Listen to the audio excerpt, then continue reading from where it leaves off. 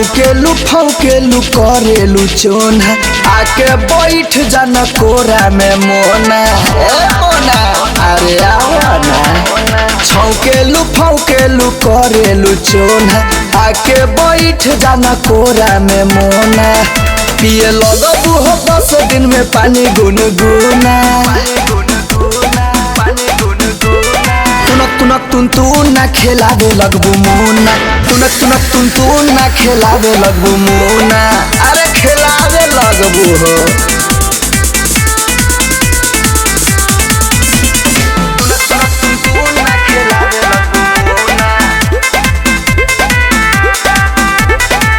Photo खिंचाई शादी वाला संघवा हमारा छुअते तोर खिल जाई अंगवा अरे चमके लगबू हो फोटो खिंचाई शादी वाला संघवा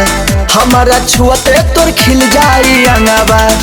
सुन छवेरे महीना में मोटैबू 4 गुना तुनक ना खेलावे लगबू मुना तुनक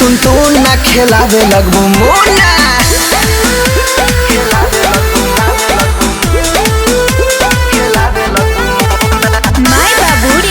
स्टूडियो नोएडा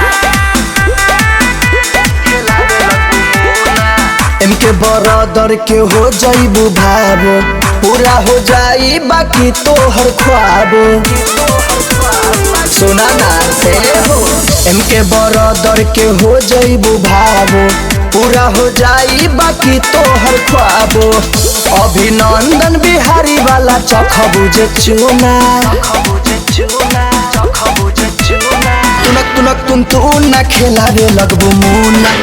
तुनक ना खेलावे लगबू मुना फौकेलू करेलू चोना आके बैठ जाना कोरा में मोना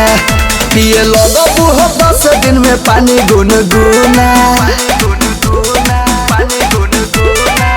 तुनक ना खेलावे लगबू मुना तुनक ना खेलावे लगबू मुना अरे खेलावे लगबू हो।